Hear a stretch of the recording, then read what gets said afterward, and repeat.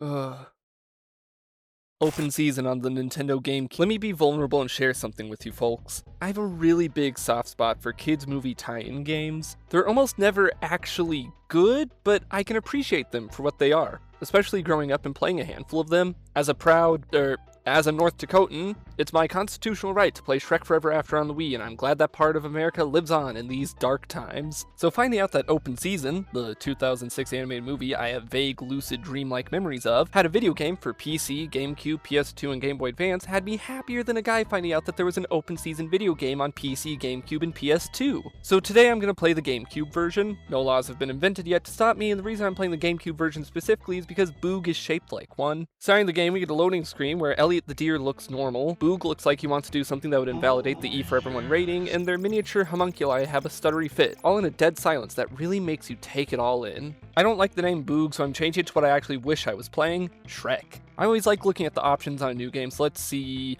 Ooh! A brightness setting. Crank that shit up. I want NASA to see what I'm playing. Level 1, Shrek's Dream, where I have to chase this thing that looks like my grandmother, and immediately I notice that I move slowly even when I run, and I can't jump.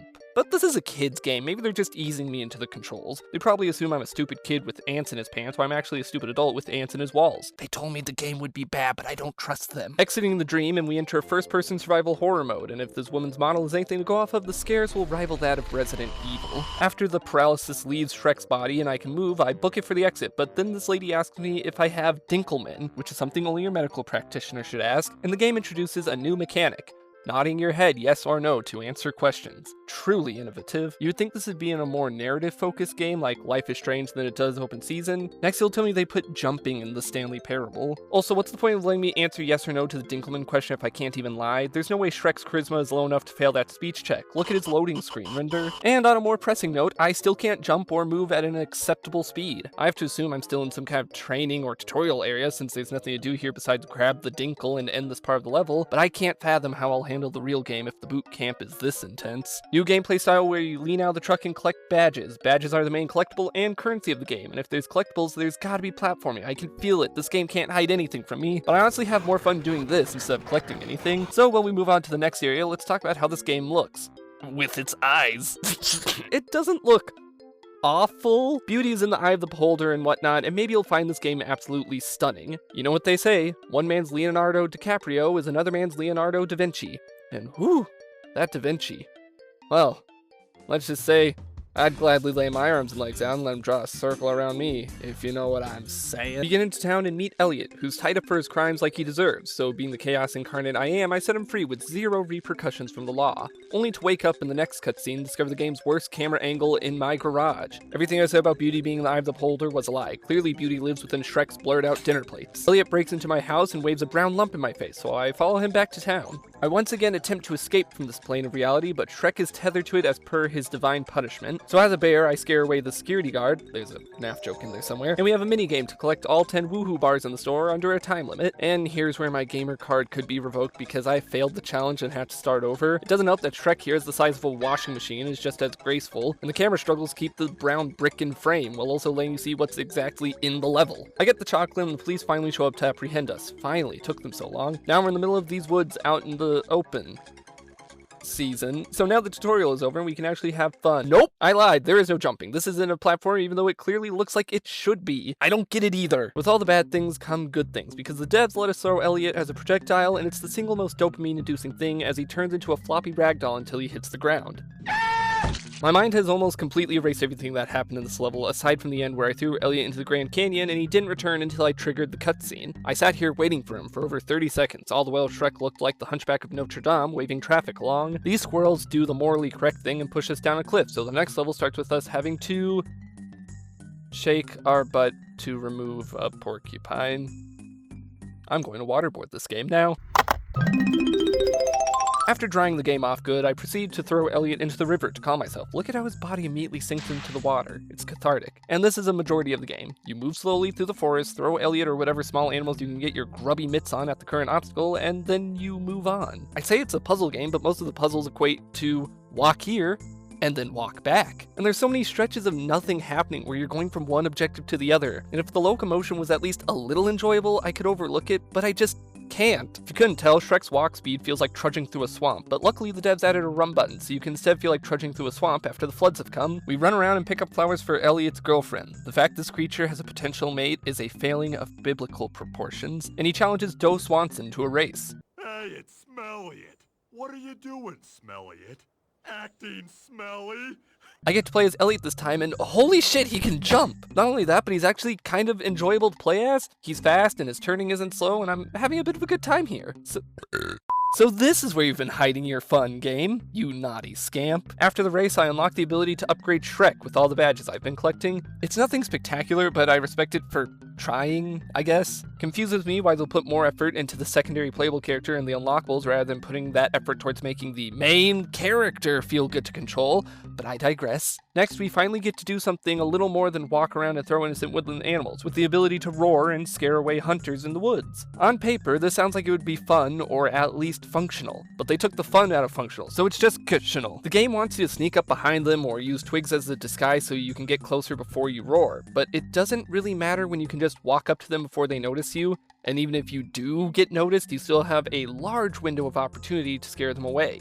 So, may I ask, what's the point in stealth mechanics if getting caught doesn't matter? Oh, never mind, I'm not getting an answer because it's time for Donkey Kong Country minecart riding. Hold up, I can jump in the minecart? Shrek is such a lard of a bear he can't jump while walking about, but he can make the giant metal shoebox on wheels bounce inches off the ground? Aside from that confusing issue with physics, the minecart ride is just okay. The visuals are a bunch of brown and gray, and the cameras make it feel a little interesting, but there's barely any player input throughout most of it. Might as well be watching a cutscene with QuickTime events. Trust me, I tried very hard to lean off the track here so I can make several shades of brown and red against the wall, but the game refused to let me. Back in the woods, I finally encounter something threatening. A hunter with a gun. Yes, he's very threatening.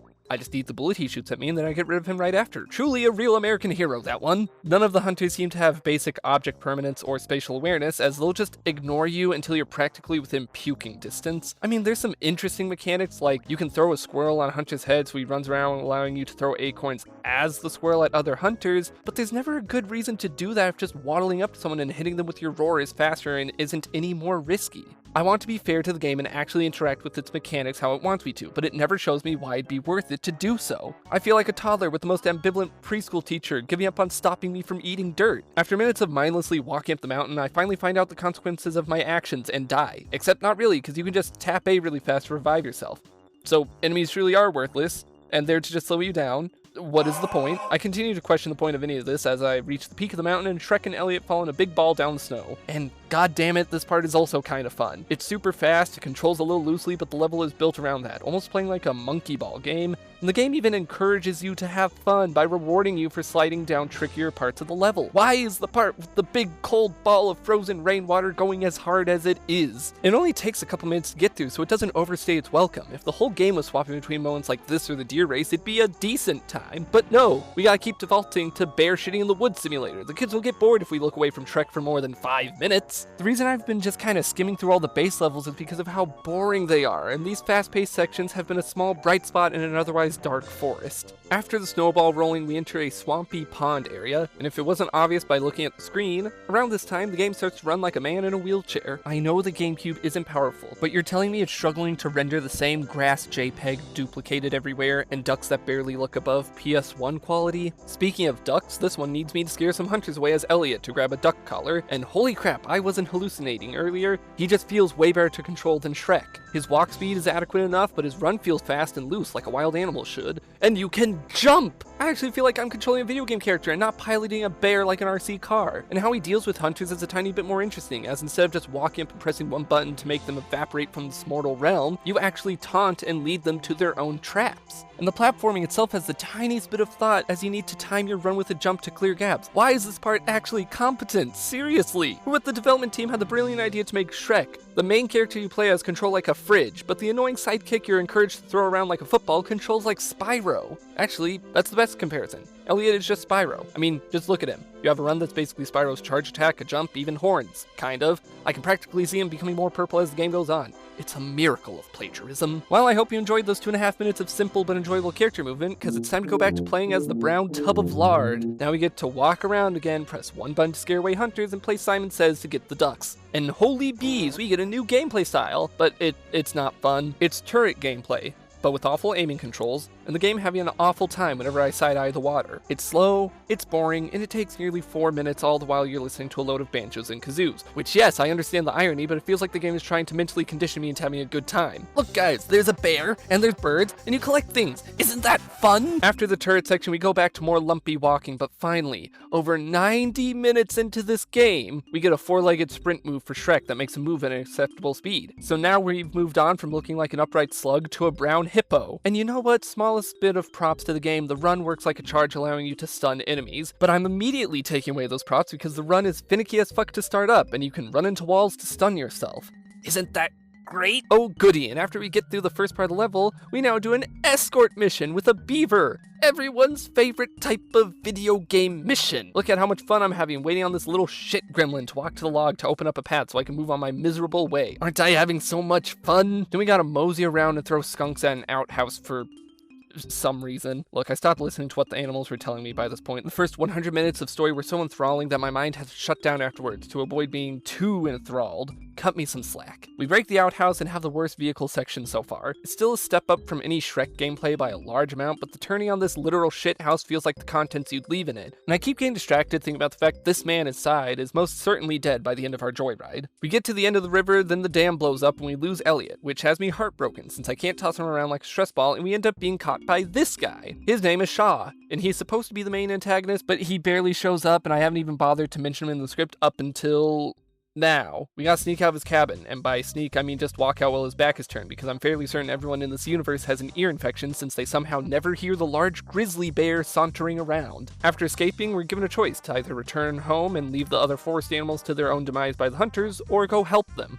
For one single solitary moment, I thought the game was giving me an honest choice here and that I could get two endings, a good one and a bad one. But shame on me for thinking there'd be a puddle of nuance in this filthy pond of a game. If you pick to go home, the squirrel here reveals he actually flipped the sign, so you're going back to the forest anyways. But if you pick to go the other way, which should logically be home because the squirrel flipped the sign, the squirrel actually congratulates you and you go to the forest anyway, thus proving this game is actually a metaphor for how futile life is and you should just give up now. We get back to the forest and learn that all the animals need our help with stuff since they're all useless, so we prep to wage war with the humans. First off, we get to have just a little bit of fun, as a treat, by playing as Elliot in a super simple puzzle platforming section to collect propane tanks. It's really nothing special on its own, but just playing as someone who can competently maneuver around is enough to release just a little bit of dopamine. Hell, in the next mission, we get to play as him again, and this time he's wielding a chainsaw! This is actually great! You're basically untouchable, and your only goal is to go around and kill every hunter and get to the end. Step aside, Doom Eternal. I've got Doom Elliot. And as quickly as the game starts to pick up, it drops the ball on its foot again as we're back to Shrek. God damn it! Catch the hunters in their own traps by throwing skunks at them. That'll show them. It's a little funny since you can throw them like Elliot, but they don't flop around as much, so I'm once again disappointed by a video game. Next is another turret section where we protect a tree from 20 enemies, and it controls just as bad as the last one. Actually, I'm fairly certain it controls worse somehow. The hunters move way faster now and they're a right bitch to hit,